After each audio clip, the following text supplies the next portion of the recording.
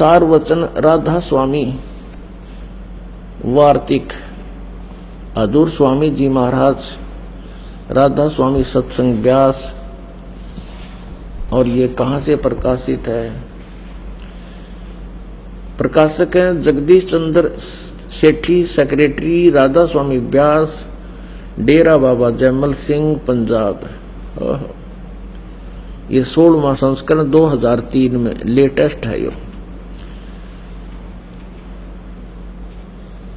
और यहां से printed in India by Lakshmi offset printer, Delhi. इतने से भूमिका में उन्होंने स्पष्ट कर दिया है कि सारवचन राधा स्वामी वार्तिक हजूर स्वामी जी महाराज के वचनों का संग्रह है। ये वचन सत्संगों तथा अन्य चर्चाओं के दौरान सत्संगियों ने नोट किए थे। स्वामी जी महाराज के परम धाम सिधारने के कुछ वर्ष बाद इनका संग्रह करके पुस्तक के रूप में छपवाया गया। सन 1902 में 109 साल हो गए ये डले डोलत्या न पढ़त्या ने। आज तक ये नन्यो निविराय राधा स्वामी के श्रद्धालुओं ने इसमें के अड़ंगा ठोक रखा है। अब दिखाऊंगा, आपने देखिएगा। सन 1902 में बाबा जयमल सिंह जी महाराज ने सारवचन राधा स्वामी वार्तिक को पहली बार गुरमुख लिपि में छपवाया। प्रस्तुत पुस्तक उसी प्रथम गुरमुखी संस्करण के अनुसार है और अब इसका हिंदी संस्करण प्रकाशित किया जा रहा है। अब देखो, स्वामी जी महाराज का शुभ नाम। राइटर इस पुस्तक में जिस के विषय में जानकारी दी जा रही है स्वामी जी महाराज, वो कौन है? वो है पंथ प्रवर्तक राधा स्वामी। राधा स्वामी पंथ के प्रवर्तक श्री शिवदयाल जी महाराज सेठ हजूर जी स्वामी, इसी को कहते हैं स्वामी जी महाराज, हजूर जी महाराज, इसी को कह रहे हैं। और उनके द्वारा दिए गए ज्ञान के सत्संग को संग्रह करके और यह पुस्तक बनवाई 1902 में। 1902 से आज तक इस अड़ंगे ने पढ़ते पढ़ते और घर पर रखे हुए बैठे हैं श्रद्धालु। एक परम धनी परम संत के अमृत वचन समझ के अब देखना ये अड़ंगा क्या है, देखिएगा। ये भूमिका हम पढ़ रहे हैं, यहां तक हमने पढ़ लिया। 1902 में बाबा जयमल सिंह जी ने महाराज ने सारवचन राधा स्वामी वार्तिक को पहली बार गुरमुखी लिपि में छपवाया और उसी का ये हिंदी संस्करण है। अब हम नीचे पढ़ेंगे। स्वामी जी महाराज का शुभ नाम सेठ शिवदयाल जी था। आपने 15 अगस्त 1818 में आगरा शहर में जन्म लिया।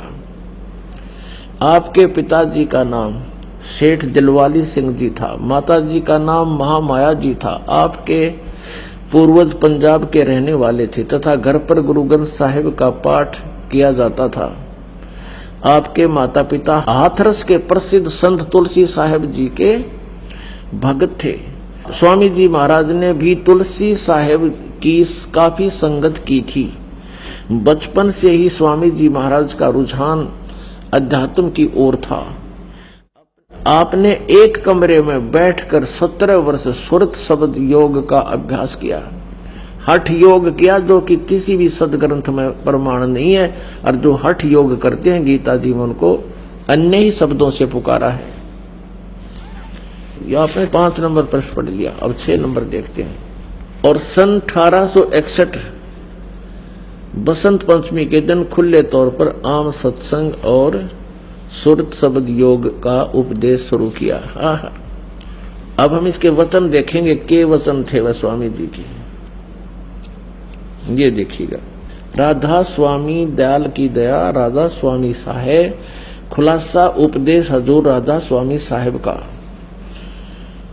अब ये वचन है उनके। ये दफा एक दफा में यहाँ क्या लिखा कि सिर्फ काम इतना है कि इंसान यानी मनुष्य अपनी सूरत यानी रूह को उसके खजाने और निकास यानी मुकाम सतनाम और राधा स्वामी।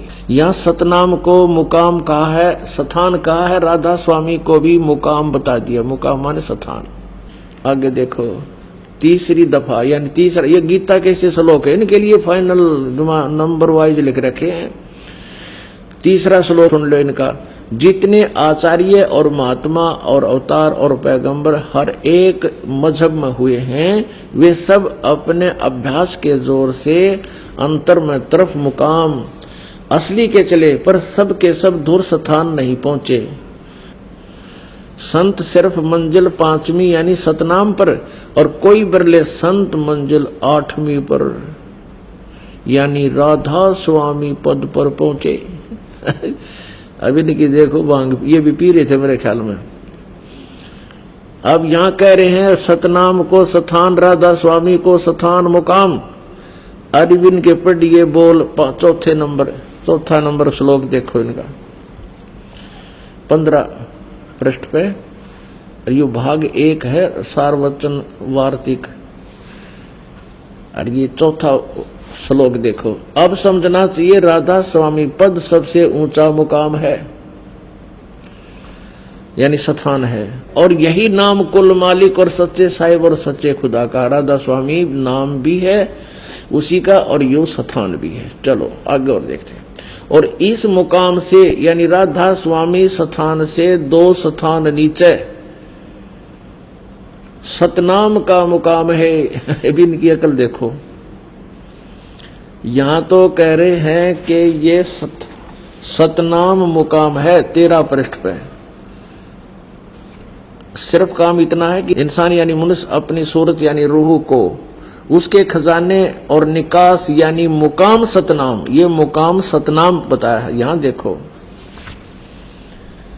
यहां क्या कह रहे हैं कि अब समझना चाहिए राधा स्वामी पद सबसे ऊंचा मुकाम है, और यही नाम कुल मालिक और सच्चे साहिब और सच्चे खुदा का है। और इस मुकाम से राधा स्वामी स्थान से 2 स्थान नीचे सतनाम का मुकाम है। वहां सतनाम को मुकाम बताई, सतनाम का मुकाम मुकाम का मुकाम है, स्थान का स्थान है। आगे देखिएगा और कलम तोड़ रखी है कि जिसको संतों ने सतलोक, सचखंड, सार शब्द, सत शब्द, अब ये सतनाम को डिफाइन कर रहे हैं कि इसके सतनाम को है, सतनाम का मुकाम है। अब सतनाम जिसको संतों ने सतलोक कहा है, सतनाम को, सचखंड भी सतनाम को कहा है, सार शब्द भी सतनाम को कहा है, सत शब्द भी सतनाम को कहा है, और सतनाम भी सतनाम को कहा, सतपुरुष भी सतनाम को करके बयान किया है। वारे महर्षियों, ये थे स्वामी जी, हजूर जी, परम धनी, पूर्ण पुरुष। इन टट्टू का ज्ञान नहीं बता कोई बात है। वह कार, पेट्रोल भी कार को कहते हैं, रोड भी कार को कहते हैं, ड्राइवर भी कार को कहते हैं, और बरवाला भी कार को कहते हैं। अरे तरह गजब भैया। अरे ये परम धनी के वचन है। 109 वर्ष तक पढ़ते हो गए, अरे श्रद्धालु हाथ जोड़े बैठे रहे उड़े उसमें तरह गजब भैया। अपने आत्मा दास ने एक बद बूंदा बताओगे पर सदा गुण गाओगी जनता। हो याद रखना इस बात को, क्योंकि दास का उद्देश्य किसी को भावना को ठेस पहुंचाना नहीं। अब जैसे कोई बच्चा किसी तार में स्पार्किंग हो रही है और जमीन पर पड़ा है, और वो बच्चा उसकी तरफ जा रहा है उसको आतिशबाजी समझकर, और उसको अच्छी वस्तु याद कर पकड़ना चाहता, उस बच्चे को पकड़कर कोई उठा ले, उससे जान बचा दे, वो बेशक रोए, रोने दो, रोए, उसकी जान बच जाएगी। तो यही उद्देश्य इस दास का है कि इनकी जान खत्म होगी, काल के मुंह में जाएंगे करोड़ों व्यक्ति, और इन काल के दूतों को ये परम धनी मान कर, ऐसे अज्ञान के युक्त उनके प्रवचन थे, उनको परम धनी मानकर आंख नीचे बैठे हैं कबूतर की तरह। अरदास चाहता है कि ये बच्चे उससे और अपना कल्याण करवाएं। अब ऐसे ज्ञान युक्त ये नाम क्या देते हैं? 5 नाम।